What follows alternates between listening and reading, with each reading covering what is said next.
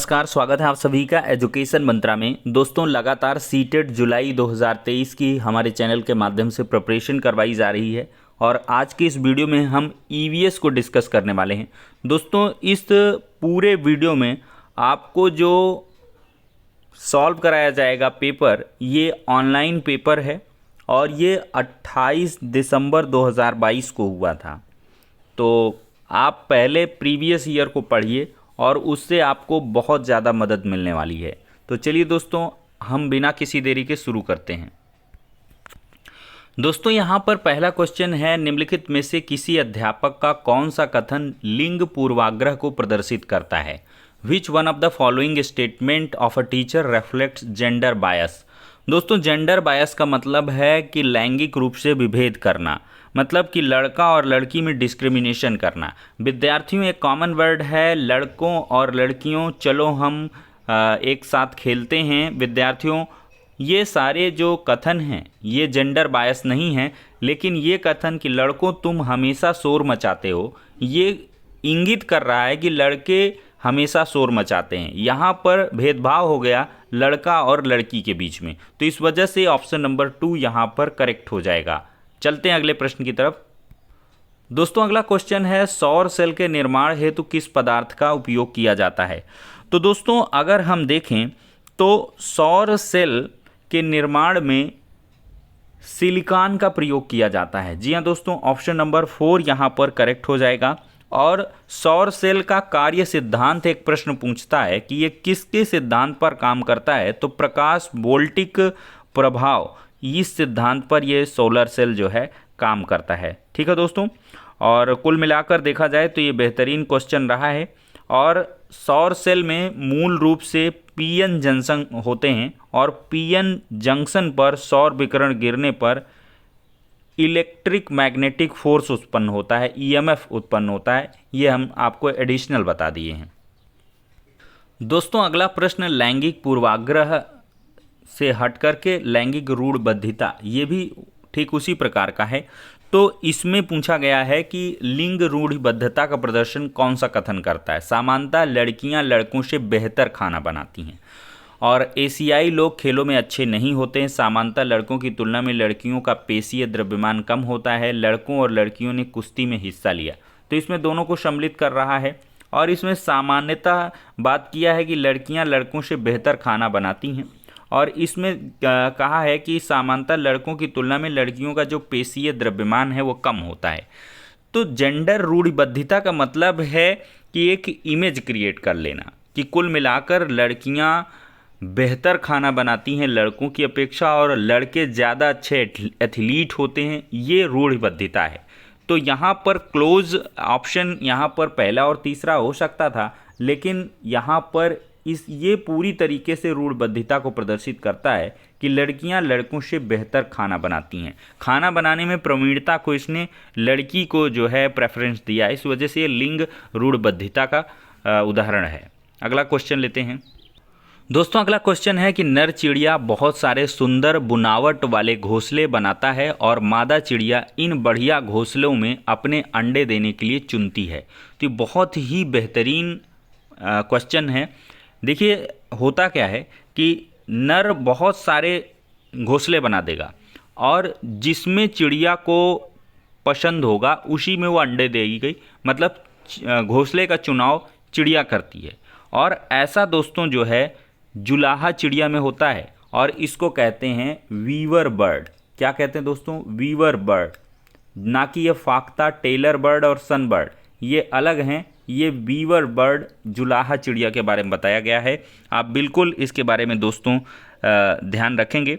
जुलाहा चिड़िया जो है एक छोटी सी चिड़िया है और ये स्पेशली जो है तने और अन्य पौधों के रेशे का उपयोग करके अपने घोंसलों का निर्माण किया करते हैं। ठीक है दोस्तों। और टेलर बर्ड की जहाँ तक हम बात करें तो एक झाड़ी पर 2 पत्तियों को एक साथ सिलाई करके अपना घोंसला बनाने के लिए अपनी तेज चोंच का ये उपयोग करता है। टेलर का मतलब कि एक जो सिलाई करने वाला आदमी है तो वो टेलर है। तो ये 2-2 पत्तियों को लेकर के सिल देती हैं और फिर उनमें अपना काम करती हैं। ठीक है। और दोस्तों देखा जाए तो सनबर्ड की यहाँ पे बात हुई है। सनबर्ड एक घोंसला बनाता है जो एक छोटे पेड़ या झाड़ी की शाखा से लटकता है, ये ऐसा घोंसला बनाता है। रॉबिन की बात करें तो ये अपना घोंसला नरम टहनियों, जड़ों, ऊन, बालों, रुई के साथ ज़मीनी स्तर पर किसी पेड़ की निचली शाखा या कभी कभी शीर्ष पर भी बनाता है। तो इस प्रकार से ये चारों को हमने एक्सप्लेन किया है। अगला क्वेश्चन दोस्तों यहाँ पर निकल के आया है कि निम्नलिखित में से कौन से कीट समूह में रहते हैं और उन सभी की विशिष्ट भूमिका है। तो समूह में अगर देखा जाए दोस्तों तो ततैया, दीमक और चींटियाँ ये सभी समूह में रहते हैं। ऑप्शन नंबर सेकंड सही हो जाएगा। ततैया ध्यान रखिएगा, दीमक और चींटियाँ। अगर देखा जाए तो यहाँ पर दोस्तों प्रत्येक ततैया कॉलोनी में 3 प्रकार की ततैया होती है। एक रानी ततैया होती है, एक नर ततैया, और प्रत्येक ततैया के छत्ते में एक रानी ततैया होती है जो अंडे देती है। यह क्वेश्चन काफ़ी बार पूछा गया है। और नर छत्ते में केवल नर होते हैं और नर ततैया की श्रमिक रूप में कोई विशेष भूमिका नहीं होती है। कार्यकर्ता भी होते हैं इसमें। तीसरे जो होते हैं छत्ते में अधिकांश ततैया श्रमिक ततैया होते हैं, ये दिन भर काम करते हैं, वे छत्ता बनाते हैं और बच्चों की देखभाल भी करते हैं। श्रमिक मधुमक्खियाँ छत्ते के लिए बहुत महत्वपूर्ण होती हैं। तो कैटेगराइजेशन कुल मिलाकर यही है, अंडे देने का काम रानी चींटी के पास है। और अगर चींटी के बारे में हम बात करें तो अंडों की देखभाल का काम है श्रमिक चींटी के पास, और कॉलोनी की देखभाल करना और अंडों को दुश्मनों से बचाना ये सैनिक चींटी के लिए है। और देखा जाए तो दीमक भी इसी प्रकार से एक सामाजिक जो कीट है वो दीमक भी है। तो ये सारे ततैया, दीमक और चींटी ये सभी सामाजिक कीट हैं, समूह में रहते हैं और इनकी विशिष्ट भूमिकाएं भी अलग अलग रहती हैं। तो ये ऑप्शन नंबर सेकंड सही है। यहाँ पर दोस्तों क्वेश्चन था फूलों की पहचान करिए। केवल रात में खिलता है, औषध बनाने के काम में लाया जाता है, रंगाई के काम में लाया जाता है, पूरे वर्ष भर खिलता है।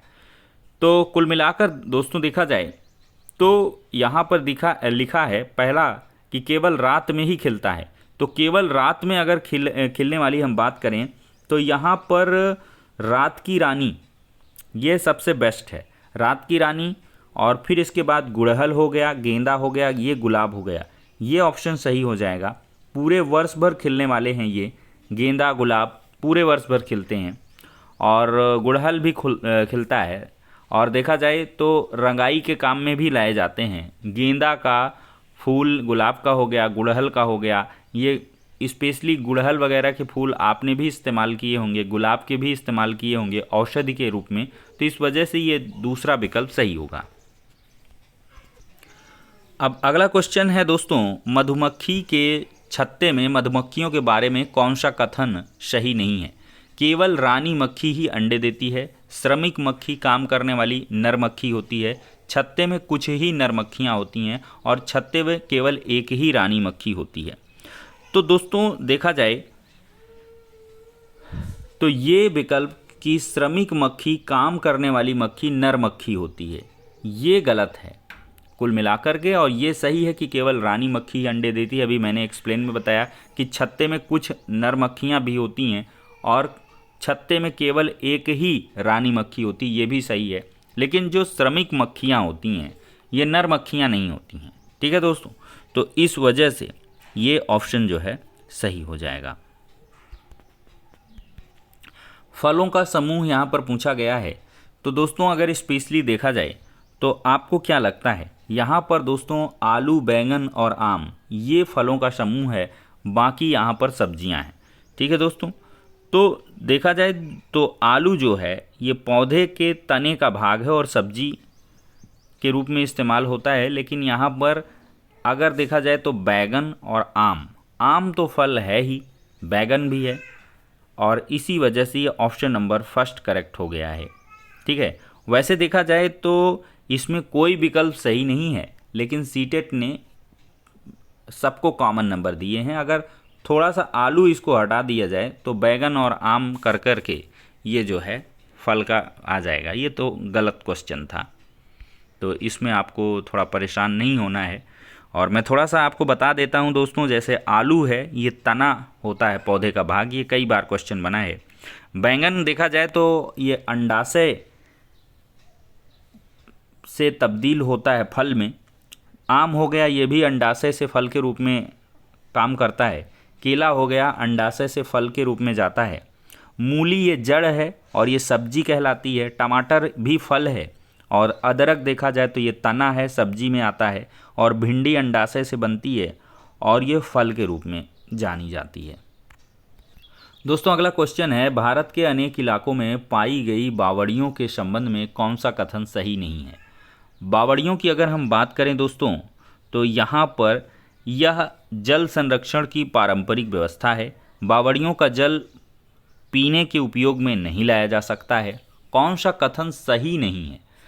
तो बावड़ियाँ अगर देखा जाए तो प्राचीन काल में जल संरक्षण की ये पारंपरिक व्यवस्था थी, एकदम सही है। और ये वर्षा जल संग्रहण और पुनः आवेशन के सिद्धांत पर आधारित होती हैं, ये भी सही है। इनका उपयोग सामुदायिक संसाधन के रूप में भी किया जाता है, ये सारे सही हैं। लेकिन बावड़ियों का जल पीने के उपयोग में नहीं लाया जाता है, ये तो हमेशा से लाया जाता था, पहले प्राचीन काल में बहुत प्रचलित था। तो ये गलत हो जाएगा और यही सही हो जाएगा, क्योंकि पूछा है कौन सा कथन सही नहीं, हमें निगेटिव ऑप्शन का चुनाव करना था। तो इस वजह से ये ऑप्शन नंबर सेकंड यहाँ पर सही होगा। दोस्तों अगला क्वेश्चन है, एक रेलगाड़ी अहमदाबाद से त्रिवेंद्रम की ओर जाते हुए कई सुरंगों से गुजरती है। ये सुरंगें किस पहाड़ी में हैं? तो दोस्तों ये पश्चिमी घाट में सुरंगें हैं, इसको याद कर लीजिए। और इसका एक्सप्लेन मैं बताता हूँ कि जब कोई ट्रेन दोस्तों अहमदाबाद से केरल के लिए ट्रेन से यात्रा करते हुए जाते हैं तो विभिन्न परिदृश्यों में ये क्वेश्चन बनता है कि अहमदाबाद से त्रिवेंद्रम की यात्रा करते समय कौन कौन से राज्य पड़ते हैं। तो गुजरात पड़ता है, महाराष्ट्र पड़ता है, गोवा पड़ता है, कर्नाटक पड़ता है, केरल पड़ता है, ठीक है। और वे विभिन्न नदियों, सुरंगों और भू आकृतियों में आते हैं। और देखा जाए तो एक सुरंग जो है भूमिगत मार्ग होता है, जिसे एक पहाड़ी या चट्टान के माध्यम से खोदा जाता है। यह सामान्यतः प्रत्येक छोर पर प्रवेश और निकास को छोड़कर संलग्न होता है। तो ये सुरंग हो गया। और यहाँ पर जो विकल्प है ये पश्चिमी घाट यहाँ पर सही है। दोस्तों अगला क्वेश्चन है कि कौन सा कथन हाथियों के बारे में सही है। तो हाथियों के झुंड में केवल मादा हाथी और बच्चे हाथी होते हैं, बिल्कुल सही है। और नर हाथी चारों ओर अकेले ही घूमते, बिल्कुल सही है। असर्शन और रीजन दोनों सही है और रीजन असर्शन की सही व्याख्या करता है। इसी वजह से चूंकि नर हाथी चारों ओर अकेले ही घूमते हैं, इसी वजह से हाथियों के झुंड में केवल मादा हाथी और उनके बच्चे शामिल होते हैं। ये बहुत सिंपल सा क्वेश्चन था। हीमोग्लोबिन लेवल के बारे में यहाँ पर बताया गया है। और दोस्तों आपको मालूम होना चाहिए कि जो बालिकाओं का हीमोग्लोबिन है वो 12 से 15 के बीच में होना चाहिए। और जो बालकों का हीमोग्लोबिन है वो 12.7 से 17.7 के बीच में होना चाहिए, ये मार्जिन होता है। तो बालकों का कितना है? 12.7 से 17.7। तो यहाँ पर हमको क्या चुनना था कि कौन यहाँ पर दोस्तों रक्ताल्पता है, मतलब खून की कमी है, ठीक है। तो 12 के नीचे सीधे से देखा जाए तो 1, 2, 3 जने हैं। तो यहाँ पर अमन, राधिका और मारिया, ये तीनों जो है हीमोग्लोबिन से ग्रसित पाए गए हैं, ठीक है। तो अमन, राधिका और मारिया, ये ऑप्शन सही हो जाएगा। दोस्तों अगला क्वेश्चन है, चिड़ियों की आँखों के बारे में कौन सा कथन सही है। सभी चिड़ियों के अपने सिर के दोनों तरफ आँखें होती हैं, स्टेटमेंट फर्स्ट है। और स्टेटमेंट सेकंड है कि यहाँ पर चिड़ियाँ जो है दो भिन्न भिन्न वस्तुओं पर एक ही समय पर दृष्टि केंद्रित नहीं कर सकती हैं। ये तो चिड़ियों का सबसे बड़ा करैक्टर है कि दो विभिन्न वस्तुओं पर एक ही समय में दृष्टि केंद्रित कर लेती हैं। तो ये चिड़ियों के बारे में जो है गलत हो गया। और सभी चिड़ियों के अपने सिर के दोनों तरफ आँखें होती हैं, ये भी बिल्कुल गलत है। कुछ एक चिड़ियाँ हैं जिनके अपने सिर के दोनों तरफ आँखें होती हैं, बाकी सब में नहीं होती हैं, ये भी गलत हो गया। तो दोनों यहाँ पर कुल मिला के गलत हो गए। दोस्तों अगला प्रश्न है, टाइगर्स की निम्नलिखित में से कौन सी विशिष्टताएं उन्हें अंधेरे में आगे बढ़ने और अपना शिकार खोजने में मदद नहीं करती हैं। तो संवेदनशील गलमुच्छें, विभिन्न दिशाओं में कानों की गति और सुनने की तीव्र आभास, ये तीनों जो है उनको अंधेरे में भी शिकार खोजने में मदद करता है, लेकिन जोर की गर्जना का कोई शिकार खोजने से मतलब नहीं है। ठीक है दोस्तों, तो कुल मिलाकर ये सही हो जाएगा बाघों के रिलेशन में। डिटेल में पढ़ाएंगे दोस्तों तो आप सभी को बताएंगे। दोस्तों अगला क्वेश्चन है, सही मिलान करना था। जिम कॉर्बेट नेशनल पार्क की बात किया था, तो ये दोस्तों जिम कॉर्बेट की अगर बात करें तो ये उत्तराखंड में है। काजीरंगा कहाँ पे है दोस्तों? यहाँ पर है असम में। रणथंभौर आपका पड़ जाएगा राजस्थान में, और गिर गुजरात में। तब मिला लीजिए, ए का दूसरा हो गया, बी का पहला हो गया, सी का चौथा हो गया और डी का तीसरा हो गया। तो ऑप्शन नंबर 2 यहाँ पर करेक्ट हो जाएगा। दोस्तों अगला क्वेश्चन है कि जब पर्यावरण अध्ययन के शिक्षक अपने बच्चों को चिड़ियाघर लेकर जाते हैं तो वो किस प्रकार से उद्देश्य की पूर्ति करना चाहते हैं? तो बच्चों को जानवरों के संरक्षण के प्रति संवेदनशील बनाना, और बच्चों को मज़ेदार तरीके से सीखने का मौका देना, कि वास्तविक जीवन की परिस्थितियों और कक्षा विद्यार्जन के मध्य परस्पर संबंध स्थापित करना। सबसे बेहतरीन और सबसे आइडियल जो ऑप्शन है वो यही है कि वास्तविक जीवन की परिस्थितियां और कक्षा विद्यार्जन के बीच परस्पर संबंध स्थापित करने के लिए यहाँ पर क्षेत्रीय भ्रमण करवाया जाता है। दोस्तों अगला क्वेश्चन है कि रमेश अपने कक्षा 5 की पर्यावरण अध्ययन की कक्षा में खोजपूर्ण प्रश्न पूछता है। उपर्युक्त उद्देश्य विद्यार्थियों की किस कौशल का विकास नहीं है? तो दोस्तों देखा जाए तो खोजपूर्ण प्रश्न पूछता है, तो ऐसे में जो अवलोकन कौशल है उसका विकास नहीं हो पाएगा। प्रदर्शन कौशल, रचनात्मक कौशल और श्रवण कौशल, इन सब का विकास तो हो जाएगा। किस कौशल का ये विकास नहीं है? तो अवलोकन कौशल का ये विकास नहीं है। दोस्तों पर्यावरण अध्ययन में कौन से समस्या समाधान के गुण हैं? तो समस्या समाधान की अगर हम गुण की बात करें तो यहाँ पर दोस्तों देखा जाए तो सृजन और चयन, ये तो समझ में आता है समस्या समाधान में, लेकिन समस्या समाधान में भाषण कौन देता है और लेखन कार्य कौन करता है? ये बिल्कुल गलत है। सिंपल सा क्वेश्चन था, ऑप्शन ए और बी इसका करेक्ट हो जाएगा। दोस्तों एक ईवीएस पढ़ाने वाले शिक्षक द्वारा प्रयुक्त की जाने वाली भाषा कैसी होनी चाहिए, ये यहाँ पर क्वेश्चन दिया गया है। तो औपचारिक भाषा का इस्तेमाल करेगा तो कहाँ पे पढ़ाएगा वो? बच्चों के लिए कठिन होगी, ये भी निगेटिव है। प्राविधिक प्रकृति की होगी, ये भी गलत है। बच्चों की दैनिक रोजमर्रा की भाषा से संबंधित होनी चाहिए, ऐसी भाषा का इस्तेमाल ईवीएस शिक्षक को करना चाहिए। दोस्तों अगला क्वेश्चन है कि आकर्षक और प्रासंगिक अनुदेशात्मक सामग्री का उपयोग सहायक है क्योंकि वे, यहाँ पर use of attractive and relevant instructional material are helpful because they are, क्या इसमें से ये अधिगम को अधिक अर्थपूर्ण बनाते हैं, इस वजह से ये ऑप्शन सही हो जाएगा। विद्यार्थियों का ध्यान आकर्षित करते हैं, शिक्षकों की अधिगम प्रक्रिया में सहायता करते हैं। शिक्षक तो यहाँ पर कुछ है ही नहीं, सभी ज्ञानेंद्रियों को सक्रिय रखती हैं, सब गलत हैं। अधिगम को अधिक अर्थपूर्ण, सबसे आइडियल विकल्प को आप चुनें, जो सबसे आदर्शवादी विचारधारा को हो, भले वो व्यवहारिक ना हो, आदर्शवादी हो, वो सबसे सही माना जाता है। दोस्तों ईवीएस के शिक्षण में न्यूनतम महत्वपूर्ण क्रियाकलाप की पहचान करनी है।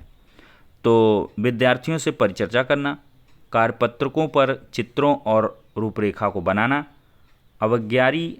अवज्ञाकारी विद्यार्थियों को सजा देना, और न्यूनतम महत्वपूर्ण क्रियाकलाप है विद्यार्थियों को बाहर प्रकृति पर सैर ले जाना, है तो बेहतर ही है। ये अवज्ञाकारी विद्यार्थियों को सजा देना, मार पिटाई बिल्कुल से वर्जित है, सजा का प्रावधान ही नहीं है। ठीक है, तो सजा जहाँ भी दिखे निगेटिव है, तो न्यूनतम महत्व इसको देना है, तो इस वजह से ऑप्शन 3। दोस्तों अगला क्वेश्चन है, निम्नलिखित में से पर्यावरण अध्ययन पुस्तक में पहेलियों को सम्मिलित करने के उद्देश्य को पहचानिए। पहेलियाँ का मतलब होता है पजल्स। पजल्स का उद्देश्य क्या है? छात्रों को भ्रमित करना, बिल्कुल गलत है। विद्यार्थियों में तर्क क्षमता का विकास करना, सही हो जाएगा। और विद्यार्थियों के मन को भ्रमित करना, गलत है। विद्यार्थियों को खेल खिलाना, ये भी सब गलत है, फर्जी बातें हैं। तो ये ऑप्शन नंबर 2 सही हो गया। अगला क्वेश्चन है, पर्यावरण अध्ययन के शिक्षण अधिगम में विद्यार्थियों द्वारा प्रश्न पूछना अधिक महत्वपूर्ण होता है क्योंकि ये प्रश्न संकेतक हैं किसके संकेतक है, किसकी ओर संकेत कर रहे हैं दोस्तों? विद्यार्थियों की जिज्ञासा के, विद्यार्थियों की समझ के अंतर के, शिक्षक की क्षमता की। ये तीनों विकल्प सही हो जाएंगे। जिज्ञासा भी हो रही है, प्रश्न पूछा जा रहा है। शिक्षकों की क्षमता के भी संकेतक हैं कि विद्यार्थियों के प्रश्नों का जवाब किस प्रकार से क्षमता से शिक्षक दे पा रहा कि नहीं, और विद्यार्थियों की समझ, अंडरस्टैंडिंग लेवल के डिफरेंस को भी बताएगा। तो इस वजह से तीनों विकल्प सही हैं। गलत कथन का चयन करना है दोस्तों। यहाँ पर ईवीएस एक अंतः विषयक विषय है। EVS is an interdisciplinary subject, ये बिल्कुल गलत से ऐसा है। और ईवीएस को स्थानिक पढ़ना पढ़ाना स्थानीय संसाधनों के माध्यम से होना चाहिए। EVS should be learn through local resources, और EVS primarily deals with the study of biodiversity. और देखा जाए लास्ट है, EVS should be learn through language and mathematics in class 1 and 2। तो इनकरेक्ट ऑप्शन का चुनाव करना है। तो यहाँ पर दोस्तों ईवीएस मुख्यतः जैव विविधता के अध्ययन से जुड़ा है, यही गलत है, बाकी सब सही हैं। ईवीएस एक अंतः विषयक विषय है, बिल्कुल सही बात है। ईवीएस पढ़ना पढ़ाना स्थानीय संसाधनों के माध्यम से होना चाहिए, और कक्षा 1 और 2 में ईवीएस शिक्षण भाषा और गणित के माध्यम से होना चाहिए, ये सभी सही हैं। ठीक है, अगला प्रश्न है, एक पर्यावरण अध्ययन शिक्षक होने के नाते आप अपनी कक्षा के औसत छात्रों के लिए क्या करेंगे? जो एवरेज स्टूडेंट है उनके लिए क्या करेंगे? उन्हें कई बार अवधारणा जो है लिखने के लिए कहेंगे, और दूसरा है कि उन्हें पहली पंक्ति में बैठाकर लगातार मार्गदर्शन करेंगे। फिर अगला है कि उनके कमज़ोर पक्षों को ढूंढेंगे और सुधारने के लिए समाधान खोजेंगे और लागू करेंगे। बिल्कुल सही है। सबसे पहले है कमियों का पता लगाएंगे, कमज़ोर पक्ष उनका क्या है उसको ढूंढेंगे, उस पर काम करेंगे, उसका समाधान क्या है उस पर काम करेंगे, और फिर उसको लागू करेंगे। यही सबसे सही है। और अगला है, पर्यावरण अध्ययन शिक्षा के क्षेत्र में सम्मिलित है। औपचारिक, अनौपचारिक, अनौपचारिक, औपचारिक, दोनों तरीके से ये सम्मिलित है। फॉर्मल और इनफॉर्मल दोनों एजुकेशन है ईवीएस। ठीक है दोस्तों, विद्यार्थियों में अवधारणात्मक समझ तब अच्छी होती है जब शिक्षक जोर डालते हैं। अवधारणात्मक समझ का मतलब है कॉन्सेप्चुअल अंडरस्टैंडिंग। कॉन्सेप्ट का डेवलप कब होगा? कॉन्सेप्ट डायलॉग में, संवाद पर डेवलप करेगा। टेक्स्ट बुक, कंपटीशन, रिटन और ओरल टेस्ट से कोई अवधारणात्मक समझ अच्छी नहीं होगी। ठीक है दोस्तों, तो ऑप्शन नंबर फर्स्ट करेक्ट है। अगला क्वेश्चन है, उपाख्यानात्मक अभिलेख में इनमें से क्या नहीं होना चाहिए? तो anecdotal record should not focus on problems, make judgment, identify childrens strength and weakness, identify childrens interest and curiosity. यहाँ पर दोस्तों अगला प्रश्न है, तो समस्याओं पर केंद्रित होना ये निगेटिव है, निगेटिव का भाई निगेटिव। निर्णायक होना ये निगेटिव का भाई निगेटिव है, निर्णायक आप नहीं हो सकते हैं। बच्चों की ताकत और कमजोरियों को पहचानना ये सही ऑप्शन है, और बच्चों की रुचि और जिज्ञासा को पहचानना ये भी बेहतरीन है, लेकिन ये दोनों गलत हैं। तो ए और बी ये दोनों जो है सही हो जाएगा। अगला क्वेश्चन देखते हैं, एक ईवीएस की कक्षा में एक शिक्षक चर्चा करता है कि घर की मक्खियां बीमारियां फैलाती हैं। चर्चा के लिए सबसे उपयुक्त सीखने का संसाधन क्या होगा? अखबार, फ्लैश कार्ड, स्लोगन या पोस्टर? तो पोस्टर्स सबसे बड़ा अच्छा और बेहतरीन माध्यम होगा। ईवीएस की कक्षा है, पोस्टर के माध्यम से शिक्षक अगर चर्चा करे कि घर की मक्खियां बीमारियां फैलाती हैं तो ये सबसे उपयुक्त संसाधन रहेगा। स्लोगन का क्या ज़रूरत है? फ्लैश कार्ड और अखबार से क्या मतलब निकल के आएगा? दोस्तों, खेल खेल में पाठ पढ़ाते हुए सरिता विद्यार्थियों को खेल के मैदान में ले जाती है और उन्हें अलग अलग दिनों में विभिन्न खेल खिलाती है। मीनू इसी पाठ को अलग अलग खेलों के चित्रकार्ड को दिखाकर विद्यार्थियों को पढ़ाती है। तो विद्यार्थियों को अधिकतर शामिल होने करने में कौन सा ज़्यादा प्रभावी रणनीति का उपयोग कर रहा है? ये सीधे से सरिता कर रही हैं भाई, उनको पाठ पढ़ाने के लिए खेल के मैदान में ले जा रही हैं, अलग अलग दिनों में अलग अलग खेल खिलवा रही हैं, तो इंगेजमेंट क्रिएट हो रहा है। तो सरिता बेहतर कर रही हैं यहाँ पर, और बाकी मीनू अपना आलसी टाइप की हैं, क्लास में बैठ करके चित्र कार्ड दिखा करके सोच रही हैं पूरा अधिगम सुनिश्चित हो जाए, तो ये गड़बड़ है। तो कुल मिलाकर देखिए कोई दम नहीं था पेपर में, कुछ एक क्वेश्चन में आप फंस सकते थे, बाकी आपके थोड़ी सी अंडरस्टैंडिंग लेवल में अगर आप इजाफा कर लें तो आराम से आपका 125-30 नंबर आ सकता है सीटेट में। तो ठीक है दोस्तों, कुल मिलाकर ईवीएस के सेक्शन को हमने डिस्कस कर लिया है। नेक्स्ट वीडियो में हम कुछ अन्य मटेरियल को उपलब्ध करवाएंगे। तब तक के लिए शुक्रिया, धन्यवाद।